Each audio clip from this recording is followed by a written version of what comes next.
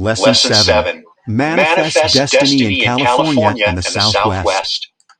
In the mid-1840s, only about 700 people from the United States lived in California. Every year, however, more Americans were moving west. Get ready to read. Start up. Write 3 questions you might like to ask these miners at work during the California Gold Rush. Guiding questions. How did Manifest Destiny contribute to American expansion? What were the causes and consequences of the Mexican-American War? How did Utah and California grow? How did the gold rush and migration affect life in California? Vocabulary. Manifest Destiny. Bear Flag Republic. Treaty of Guadalupe Hidalgo. Mexican Cession. 49er. Academic vocabulary. Allocation. Consequently.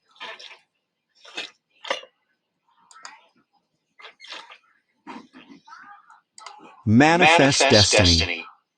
There were many economical, social, and political causes for this westward expansion. On several occasions, the United States government offered to buy California from Mexico. Some officials were eager to gain control of the ports at San Francisco and San Diego. Soon, westward expansion became a major priority for the nation.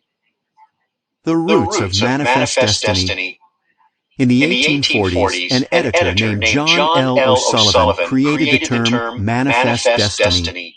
The term meant that the United States had the right to spread across the continent. Manifest means clear or obvious. Destiny means something that is fated to happen.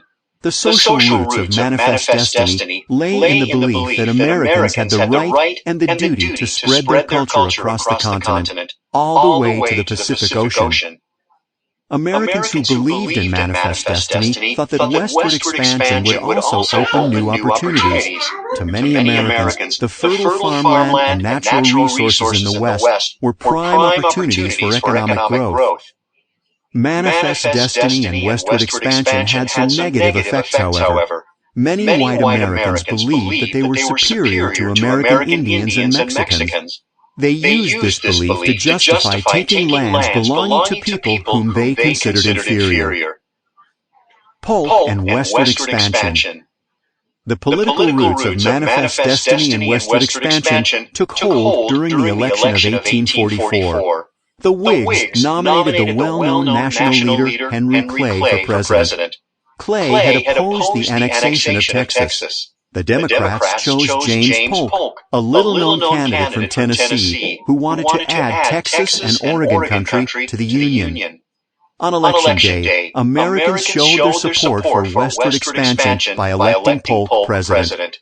Acting on his campaign promise, Polk reached an agreement with the United Kingdom in 1846 over Oregon country. The two countries divided the territory at latitude 49 degrees north. Britain got the lands north of the line, and the United States got the lands south of the line. Texas proved a more difficult problem. The United States at first had refused to annex Texas. Senators feared that annexing Texas would cause a war with Mexico. Meanwhile, Mexico feared the United States would go ahead with annexation. Out of desperation, Mexico offered a deal. It would accept the independence of Texas if Texas rejected annexation. Texans, however, would not give up on joining the Union. They spread rumors that Texas might ally itself with the United Kingdom. This scared Congress into passing a joint resolution in 1845 admitting Texas to the Union. The annexation of Texas set the stage for conflict with Mexico. Reading check. Identify main ideas. How did President Polk help fulfill America's Manifest Destiny?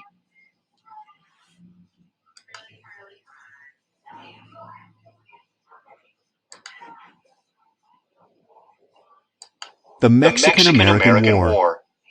The annexation of Texas outraged Mexicans. They had not accepted Texan independence, much less annexation. They also worried that Americans might encourage rebellions in California and New Mexico, as they had in Texas.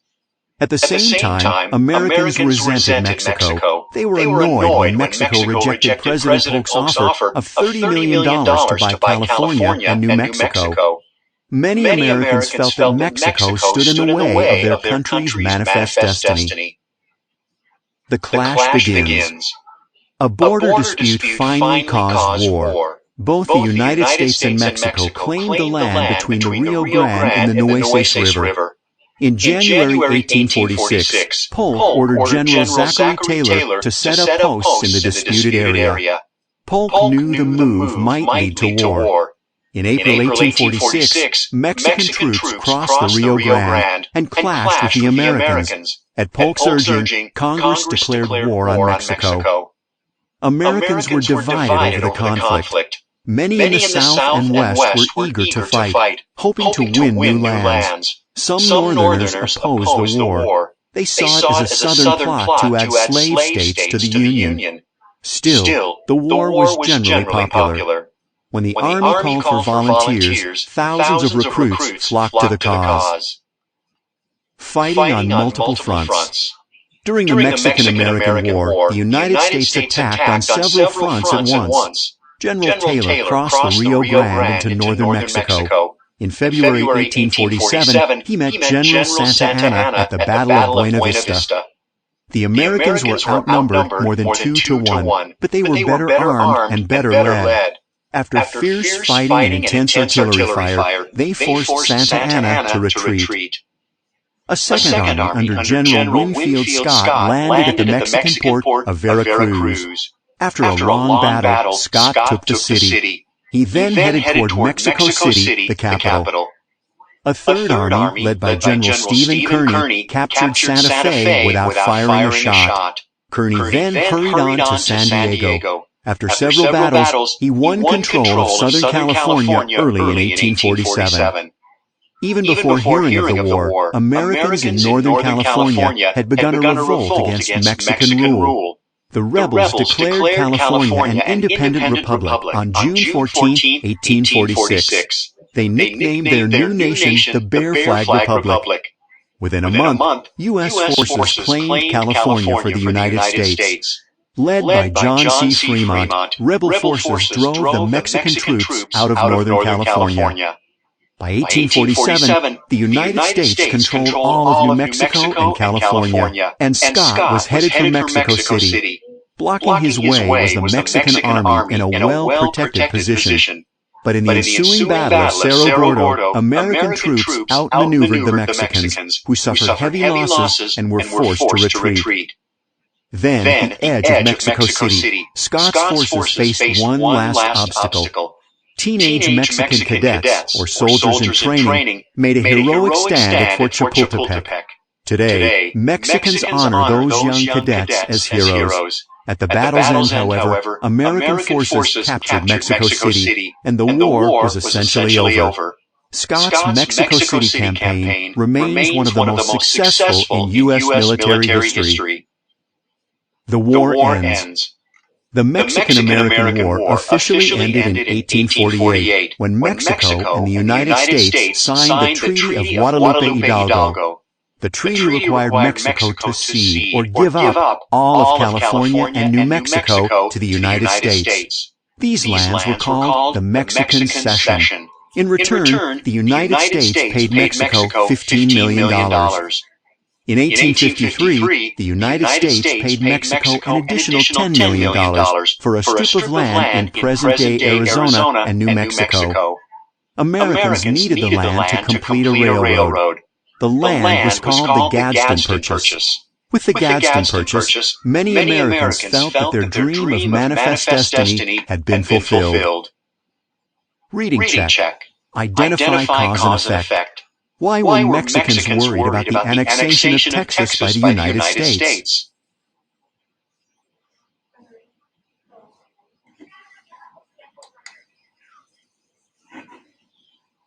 Mormons settled the Mexican Cession. Winning the Mexican-American War ushered in a new era of growth. New Mexico Territory, now the southwestern part of the United States, came to be known as the Southwest. After 1848, English-speaking settlers flocked to the southwest. The largest group was the Mormons. The Mormons moved west. Mormons belonged to the Church of Jesus Christ of Latter-day Saints. The church was founded in 1830 by Joseph Smith, a farmer in upstate New York. Some of Smith's teachings differed from those of other Christian churches. These new teachings angered many non-Mormons, who forced the Mormons to leave New York. The Mormons moved west, and in the 1840s built a community they called Nauvoo on the banks of the Mississippi River in Illinois. Once again, the Mormons and their neighbors clashed. In 1844, an angry mob killed Joseph Smith, and Brigham Young was chosen as their new leader. A new home in Utah. Young sought a place where Mormons would be safe from persecution. In 1847, he led an advance party into the valley of the Great Salt Lake. Soon, waves of Mormon families followed. For several years, Mormon wagon trains struggled across the plains and over the Rockies to Utah. Young drew up plans for a large city called Salt Lake City to be built in the desert. The Mormon settlements in Utah grew, and eventually, in 1896, Utah became a state. Reading check. Identify cause and effect. Why did the Mormons go to Utah?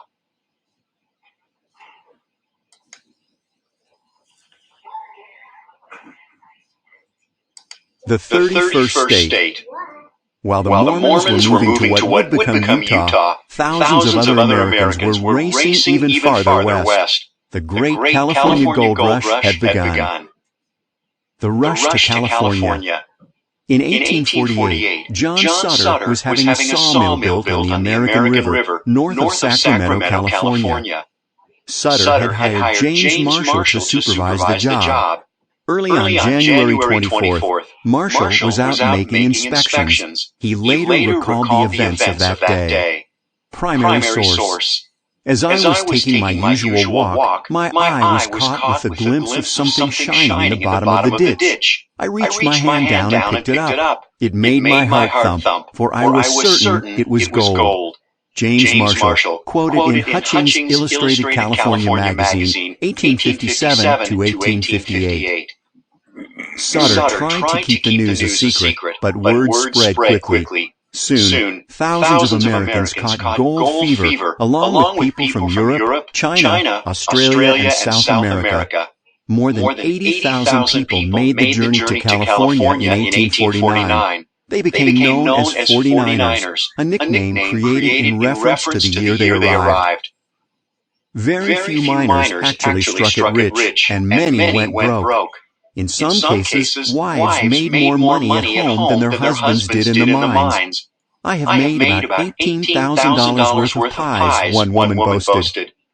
Many miners left the gold fields, but they stayed in California. In time, they found jobs or took up farming. Conflicts over water. While California has a variety of climates and landscapes, many areas of California are naturally dry, especially in the south. Not surprisingly, as the population grew, people quarreled over water allocation. Two systems of water rights developed. One system, based in common law, gives water rights to the people who live in a place where water is. This system commonly gave first water rights to missions and pueblos, which were normally built near rivers or lakes. The other system of water rights developed in the gold rush mining areas. To the miners, water was like gold. Whoever found it, owned it. If your neighbor upstream took water from a river, there might not be any left for you. Conflicts over water rights led to legal and political battles between missions, ranchers, miners, and farmers. Many conflicts involved farmers who needed water for their crops, or missions that needed water for their residents. Farmers complained that the mining process polluted the water, making it unfit for agriculture. The conflicts over water were never completely resolved and continue to the present time. Statehood for California.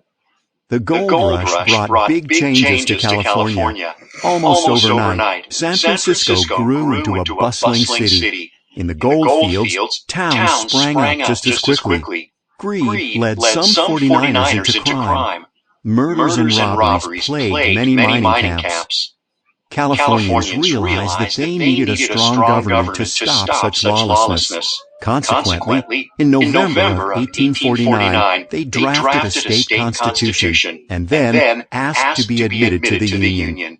Their request caused an uproar because of the slavery issue.